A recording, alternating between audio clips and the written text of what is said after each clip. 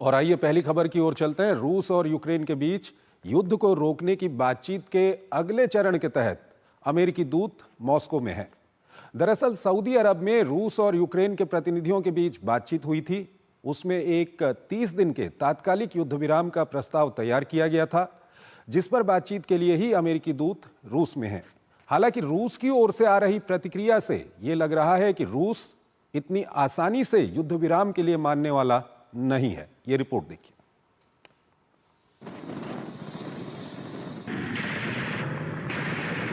अमेरिकी राष्ट्रपति Donald Trump की ओर से किए जा रहे युद्ध प्रयासों के बीच मॉस्को ने यूक्रेनी कब्जे वाले रूसी क्षेत्र कुर्स्क में बड़ी बढ़त हासिल करते हुए राष्ट्रपति ज़ेलेंस्की की योजना पर पानी फेर दिया है। कुर्स्क क्षेत्र के सबसे बड़े शहर सुजदा पर यूक्रेनी सेना को पीछे खदेड़ते हुए इस पर फिर से नियंत्रण हासिल कर लिया है। ज़ेलेंस्की इसी जमीन का इस्तेमाल सीज़फायर डील में रूस के साथ अदला बदली के लिए करना चाहते हैं। सुजदा पर पिछले साल अगस्त में यूक्रेनी सेना ने कब्जा कर लिया था। बुधवार को रूसी राष्ट्रपति व्लादिमीर पुतिन ने भी कुर्स्क के अग्रिम मोर्चा का दौरा कर सैनिकों का हौसला बढ़ाया।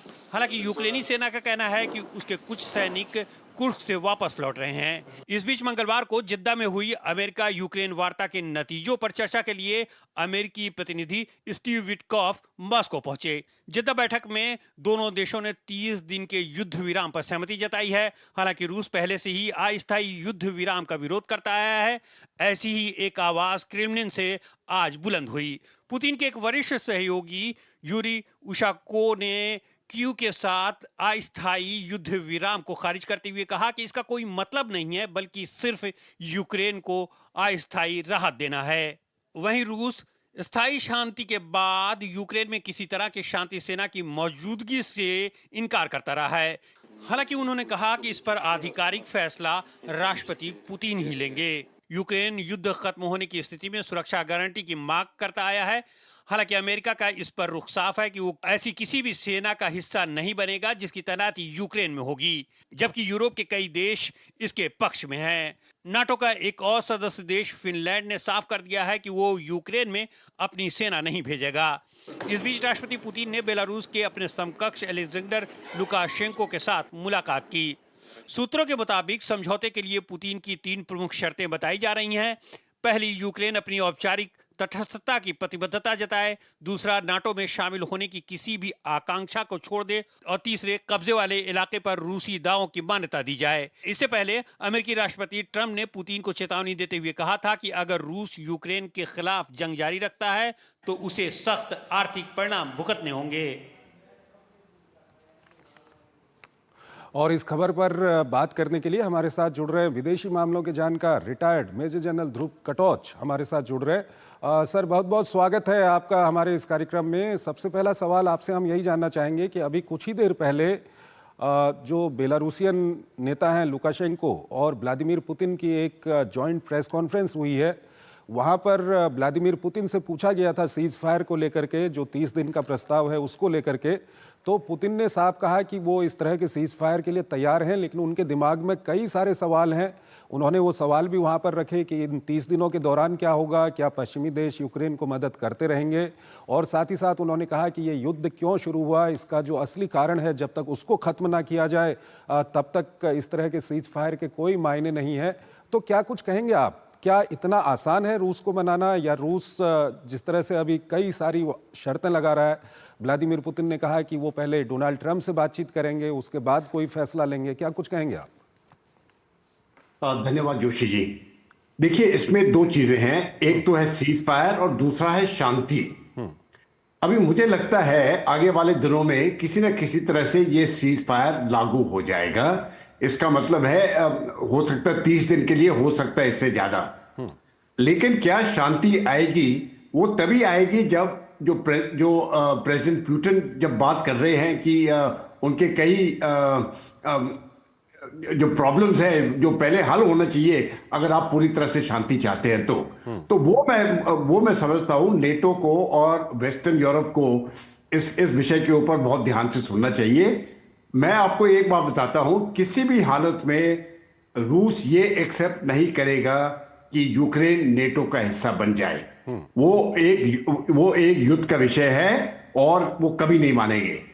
ये ईस्टवर्ड एक्सपेंशन ऑफ नेटो कई सालों से ये इनका केस चलता जा रहा है और यूक्रेन तक इनको अभी समाप्त करना पड़ेगा।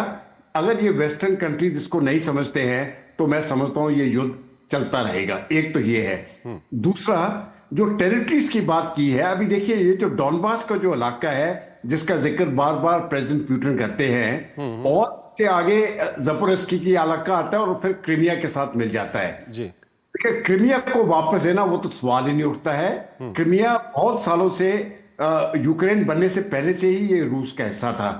आप देखोगे 200 साल पहले जब क्रीमिया में युद्ध हुआ था, वो ब्रिटिश फोर्सेस और रशियन फोर्सेस के बीच में हुआ था। क्रीमिया हमेशा रूस का ही हिस्सा रहा है। जब ये सोवियत यूनियन बना तब एडमिनिस्ट्रेटिव यूनिट के तौर पर ये यूक्रेन के अंदर आ गया था। तो क्रीमिया की तो बात ही नहीं है, लेकिन जो लैंड कॉरिडोर अभी बनता है डॉनबास और ज़पोरिज़्की लेके जो क्रीमिया के साथ मिल जाता है, ये रूस वापस देने वाला नहीं है। ये उनके लिए मैं समझता हूं एक लाइफलाइन है। और ज्यादा करके जो इधर का जो पॉपुलेशन है ये ज्यादा करके रूसी भाषा बोलता है। तो ये दो डिमांड्स के ऊपर मुझे नहीं लगता है किसी भी हालत रूस जो है वो पीछे हटेगा। जहां तक रही यूक्रेन की बात, यूक्रेन के पास कोई ऐसा ऐसी ताकत नहीं है जिससे कि वो ये कह सके कि हम निगोशिएट करें। जो भी उस फैसला होगा यूक्रेन को मुझे लगता है एक्सेप्ट करना पड़ेगा। उसकी तरफ से वेस्टर्न यूरोप के पावर्स है वो बातचीत करना चाहते हैं। अभी मैं सिर्फ एक आखिरी बात बताना चाहता हूं, जहां तक वेस्टर्न यूरोप की बात है, ये चाहते हैं कि यूक्रेन लड़ता रहे और वो पैसे देते रहे। एक बड़ा लो कॉस्ट तरीके से वो यूक्रेनियन जाना के साथ इस लड़ाई को आगे बढ़ाना चाहते हैं। लेकिन मैं समझता हूं प्रेसिडेंट ट्रंप इसको अभी आगे नहीं जाने देंगे। ये मामला बहुत ही जल्दी समाप्त होने वाला है। जैसे मैंने कहा, सीज फायर जरूर आएगा, शांति इसके लिए मुझे लगता है बहुत समय लगेगा अभी तक। सीज फायर को लेकर के भी सर उनका कहना है कि 30 दिन के सीज फायर के लिए वो तैयार हैं, लेकिन कई सारे उनके सवाल हैं। स्टीव विटकॉफ वहाँ पर मॉस्को में हैं, वहाँ पर बातचीत करने के लिए मॉस्को के अधिकारियों से, लेकिन व्लादिमीर पुतिन का कहना है कि कई सारे सवाल हैं, वो पहले डोनाल्ड ट्रंप से बातचीत करेंगे। तो क्या लगता है आपको, जब तक कि ट्रंप और पुतिन की सीधी बातचीत नहीं होगी तब तक क्या सीज फायर भी हो पाएगा? मुझे लगता है सीज फायर हो जाएगा, क्योंकि प्रेसिडेंट ट्रंप को एक गारंटी इनको देना पड़ेगी रूस को कि जब ये सीज फायर के दौरान पे वेस्टर्न पावर्स जो है वो यूक्रेन को फिर से आर्म नहीं करेंगे, हथियार और मिसाइल्स वगैरह इस समय पर नहीं देंगे।